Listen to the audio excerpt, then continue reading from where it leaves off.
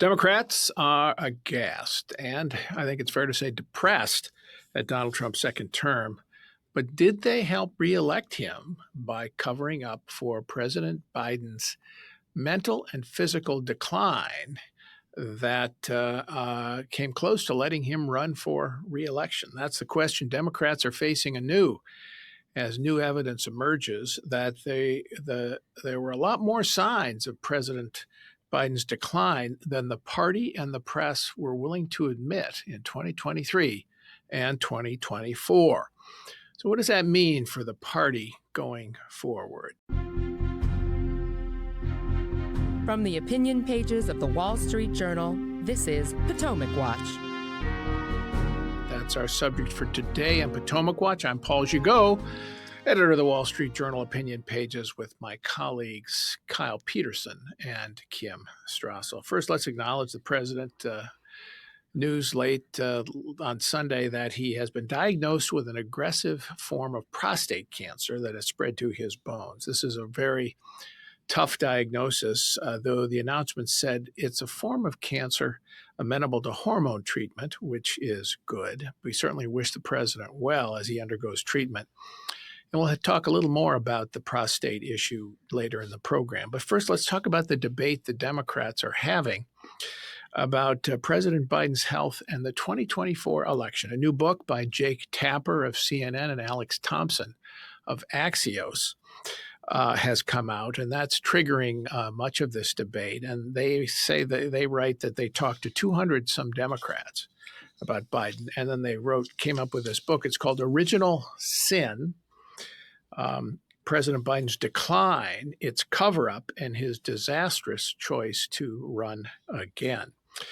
The book is written as something of an expose, but the question they're telling us about is that this is really a cover-up, and that the American public, as if almost they're telling the American public something it didn't know. But the public, Kim, was telling the press throughout 2020, late 2023 and 2024, that they had figured out the cover-up, that in fact it was right in front of their eyes what they were observing with President Biden. And they said, no, he should not run for re-election. We want a different nominee. But the party said, no, sharp as a tack, as good as ever, and we're going to make that happen. Did we need a book to tell us all this? You didn't need a book just to see what you saw with your own eyes. And obviously, those questions were front and center. We'd had Joe Biden. Look, I think you can go all the way back to 2020 and that campaign. And our colleague Barton Swaim has a really good piece today about covering Joe Biden at the South Carolina primary events in 2020, in which he was not up to par. And so it's pretty clear that already back then you had folks like Jim Clyburn, the South Carolina congressman, who were endorsing him and helping stage that South Carolina victory when there were a lot of questions about Biden's fitness. And we know now, too, that probably what allowed him to cloak that and get away with it was COVID and his ability to largely stage a campaign from his basement. But then you go through the years while he's in office, we've watched him stumble and falling down, his inability to remember basic names, having to be led off of a stage. And now suddenly we have this book from these journalists who, by the way, I would note, Jake Tapper was scornful of some of the coverage in 2024, including from our newspaper in June when we began writing about this, our news side, very dismissive of it and almost a little hostile, suggesting that, anybody who was asking this was being inappropriate. Now coming out and saying, oh, everybody was right all along. And the descriptions of the lengths and efforts that were taken to hide this, not just from the public, but from members of Congress, et cetera, and who knew what and when. The question is, Kyle, why didn't more Democrats speak up about this? I'm not buying that they didn't observe in their meetings with him, members of Congress and others, that the president had declined, notwithstanding the efforts that Kim describes of White House efforts to conceal his decline. There's no question that they kept his appearances very limited. They tried to protect him as much as possible. Remember the story shielding him from walking from the White House to Marine One because they didn't want him to stumble. But Dean Phillips, the Minnesota congressman, did speak up. He came in to see us in the spring of early winter spring of 2024 and said, I don't think the president can win. I don't think he can beat Donald Trump, and I don't think he can serve another term. And for that, he was vilified. It's really, but why didn't more Democrats speak up? Our colleague James Toronto calls it a collective action problem, right? If some individual goes out, you take all the spears, of course, was what Dean Phillips did. So none of the people who have their eyes on becoming president in the future wanted to be the president, the Democrat who was seen by his fellow party mates as somehow taking down Joe Biden. I definitely think that's part of it. I would also add that it seems that there had been some conversations with Joe Biden about this, and he and Jill Biden made the decision that he was fine, or fine enough at least, to run again, and they didn't want to give up power. And that puts the party in a very difficult position because in the United States system, unlike a parliamentary system, for example, if the leader of a party becomes a political problem or an embarrassment, the party can ditch the leader and stay in power. There's no mechanism for that in the United States. So you have an incumbent president who has decided to run for re-election, is filing the paperwork, is getting together a campaign, and then Democrats have a choice. Are they going to try to cover for that campaign? Because they think that a Joe Biden, even if he's too old to run, even if they would acknowledge that privately, is still better than Donald Trump? Or do they publicly oppose their own party, which is what Dean Phillips did? And he got the backlash from the party. And the question for him now, I guess, is where does he go to get his reputation back after putting it all on the line and taking all of that incoming fire from Democrats for doing so? There was a key moment in 2024. Early February, it was the release of the report by Special Counsel Robert Hur, appointed by Merrick Garland, Biden's Attorney General, to investigate Biden's handling of classified information.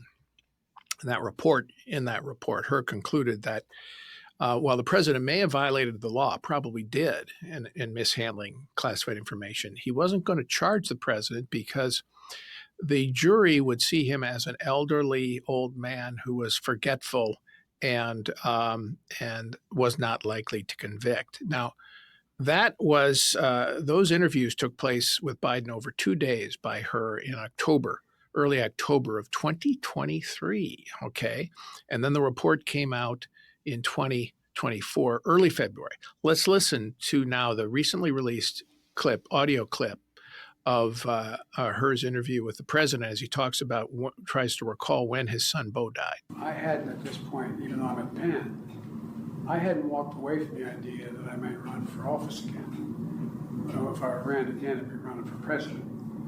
And so what was happening though, what month did Beau die?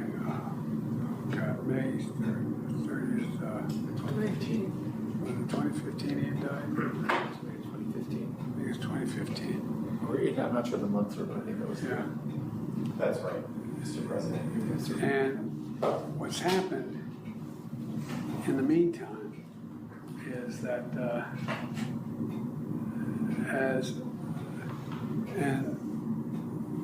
Trump gets elected in November of 2017? 2016. All right. Wow, that is really painful to listen So to, hard. Kim. And it's not there are the audio tapes show a lot more of this. That was the moment where Democrats might have been able to say, Mr. President, you can't do this, and backed out. It would have given the party time to have an open primary instead of waiting until June 27th, the disastrous debate, and then the president a month later or 3.5 weeks later finally dropping out. Could have, should have, would have, Paul. And that transcript alone, and remember what we got in early 2024 was a transcript, but it was painful just to read it because you could see all of that. Now hearing it in particular, it's even more painful to listen to. It wasn't just not being able to. There was a moment in those clips he can't remember whether the year was when Bo was deploying or when he was dying. By the way, there's a 7-year gap between those two events. There was twice he couldn't remember the name of the thing called a fax machine. He wasn't sure when he was in the Senate and when he was vice president and when he was actually the president of the United States. It goes on for hours. And of course, instead of Democrats taking that moment, he was reviled. He was called a partisan. He'd been out to get the president from the beginning. Now, Paul, when we listened to these tapes, we actually understand how kind he was in this and gentle. He almost has this voice throughout as if he knows he's talking to an elderly grandfather type figure. He's not aggressive. He's seriously, legitimately working hard to get the information. And he had a duty. I think he's exactly right. One of the aspects of these reports when they come out is to be clear to the attorney general who you're writing the report for. Is this a witness that is likely to be convicted or one that will make an argument to the jury that will get them off? And Right. and he was being honest in that assessment. Democrats could have used that. Instead, they not only argued that this meant nothing, they then fought the release of the audio transcript for the ensuing months because they knew somehow, Paul, they knew what we're all hearing now. And I think that that's just further proof that they understood they had a problem and they were not willing to step up and be honest with the country about it and reorient their party.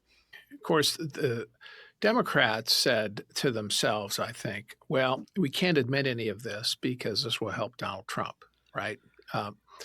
But by denying all this, not being honest about it, they ended up helping Donald Trump, helping reelect Donald Trump, Kyle, because they waited so long before they gave the party a choice. Remember, after June 27th in the debate, the Nancy Pelosi, and I think President Obama played a role here too, helped lead what essentially was a coup against Biden's candidacy, saying you can't run again. But it was so late in the game, and they didn't have the courage, I think it's fair to say, that to open up a debate before the convention, have an open convention, have the convention decide who we're going to do. Kamala Harris would have run, of course, but others might have too. Instead, they anointed Kamala Harris, and she went on to lose. David Plouffe, who helped lead her campaign effort, and who had worked for President Obama, said the Biden folks just left us too little time. We didn't have enough time to develop a campaign. I don't know if that's true or not. There's some people who think, well, actually, a shorter campaign helped her. That's unknowable. But the thing I think is undeniable is that by not dropping out in 2023 to let his party have an open primary, he denied the voters, the Democratic voters, and ultimately the country, a choice of a younger, more vigorous nominee to compete against Donald Trump. And I would argue, Kyle, he also denied Republicans the chance at what might have been a more open primary, because rather than thinking that Donald Trump was the guy who deserved a second chance at Joe Biden, they might have had, if you had a more vigorous, younger Democrat who was looked to be the nominee, Republicans might have said to themselves, hey, we need one too. Right. I agree with that entirely. If you recall the Republican primary, one of the strongest arguments that Nikki Haley made was that Donald Trump is going into this election with all sorts of baggage, the January 6th stuff, and people, he was taking a risk. If Republicans nominated him, they were taking a risk with what should be on the merits. Given the border crisis, given inflation, a resounding Republican victory. And notably, the period in the Republican primary when Donald Trump began to really pick up some steam and those challengers, including Nikki Haley, fell, was when when President Biden's own polling started to crater, because then I think many Republican primary voters said we don't need to worry about electability because Biden's approval is so bad that we can pick whatever candidate we want. And ultimately, that was borne out. And so I think a lot of the blame here, you can Monday morning quarterback what the Democratic Party should have done in the middle of 2024 after that disastrous debate. I tend to agree with you that a more open process might have led to a better outcome for them, but that's way too late in the game. I think the real first mistake was ignoring that polling in 2023. There's an August 2023 poll by the Associated Press. 77% of Americans say that Joe Biden is too old for another term. He wanted to stay in office until he was 86 years old. By the way, Wow. that 77% included 69% of Democrats and 74% of independents. That was the polling that Joe Biden looked in the face and ignored and said, we're going to go full steam ahead anyway. And now we know what happened. Kim, I want to give you a chance to talk about the press, the role of the press in all of this. I remember writing an editorial in February tied to her report that said Democrats just have to move on to Biden. But others had written about it much earlier. We had long said that the president was too old, but that her report was a real opportunity. But the press didn't want to hear it. So what's your view of our esteemed colleagues? Well, seeing as how what has kicked this off is a book by two journalists saying, oh my gosh, shock, horror, look at what the political class did to the country. We have a media for the purpose of assuming. Like when you are in the media, you are meant to assume the politicians are lying to you, not to broadcast what they say and be their narrators and their script writers. And the press was all too willing over the last 5 years because they were rooting for the Democrats to say everything is fine. And it wasn't just Biden's health. I remember when Kamala Harris was nominated, oh my gosh, she's like suddenly the world's best campaigner. They had been ridiculing her for 4 years, but now, oh no, she's the best hope the Democratic Party has. Also a huge fiction, which didn't help the party and didn't help the country, because if they'd have engaged in a different process, they might have ended up with a better nominee. But one thing that's interesting to me, Paul, is all the reviews of the book note that while there is a lot of meditation on the 200 officials that were interviewed for this book, apparently there is no meditation in the book at all about the press's failure in this part. And that's the true unexplored aspect of this. Everybody understood that the political class, the Democratic political class, was closing its eyes to a problem, but not talking about what we're not had a reckoning yet for the press, which also closed its eyes to this. And, again, the two authors of this, Jake Tapper, you can go, there's some great montages online right now. Jake Tapper, all through 2024, ridiculing and scorning anyone who suggested that there was any Biden mental or physical problems. All right, let's turn briefly here before we go to the former president's prostate diagnosis. And I want to talk about this because this is really an advanced cancer, and of course it's very dangerous and very sad to hear. But it's notable because Zeke Emanuel, who is the brother of Rahm Emanuel, a medical doctor himself, worked in the Obama administration, said on Morning Joe on MSNBC today that Biden would clearly have had this cancer throughout his presidency, probably had it before he was president. And he's surprised, Emanuel said, that cancer wasn't diagnosed earlier, given that it is now at such an advanced stage. So, Kyle, that has some implications, because it means that, had he continued to run and won re-election, he would almost certainly be handing the presidency off in his second term to Kamala Harris, which is what some of us worried about all along, not necessarily because Kamala Harris would have been a disaster, but because the voters would have been denied the choice of whether to elect her. Right. And you can argue that even without this diagnosis, that was the likelihood over a second 4-year Biden term. The thing that this diagnosis does raise, though, is the question of transparency of these medical tests, these annual physicals that the president of the United States gets. I saw that same interview by Zeke Emanuel, and I think he was talking about how there are legitimate medical debates about whether some of these prostate problems are overtreated, and so there's debate about whether the PSA test is recommended for people who are over certain ages. But Yeah, 70, I think, is the age that some people think is a line. Right, but you got to think that there is a higher standard, A, for the president of the United States, who you would imagine when he goes in to get his physical, gets A to Z, everything, and B, for somebody who also is asking to be the president of the United States for another 4 years. I don't know. I hope we find out more information about this, whether he received that PSA test or declined that PSA test. I mean, he's the patient. He has the right to do that.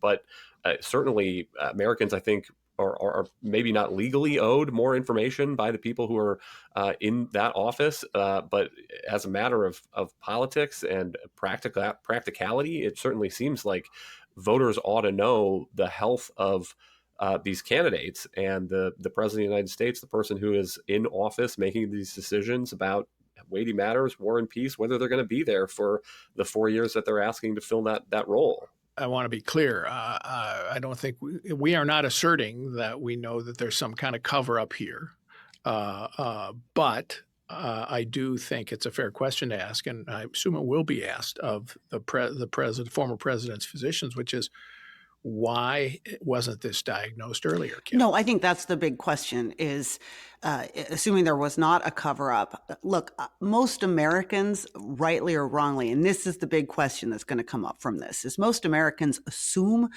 that our president is getting the most amazing medical care, right? Like the things are being checked right and left, and they have these amazing doctors. And if anyone we need to feel secure, we know that they are on top of that. It is the president of the United States. And here we now are told that a man who was in office only a few months ago has been diagnosed with a very advanced stage of a cancer that is incredibly common for older men. How exactly did that happen? Prostate cancer after lung cancer is the biggest cancer killer of men. And also a president, by the way, who clearly was having a lot of physical problems. Why was this not, if it was not, why was this not considered a real possibility and something that people investigated? All right, Kim, you're going to get the last word here. Thank you, Kyle. Thank you, Kim. Thank you all for listening here at Potomac Watch. We're here every day, and we appreciate you joining us. Thanks for listening.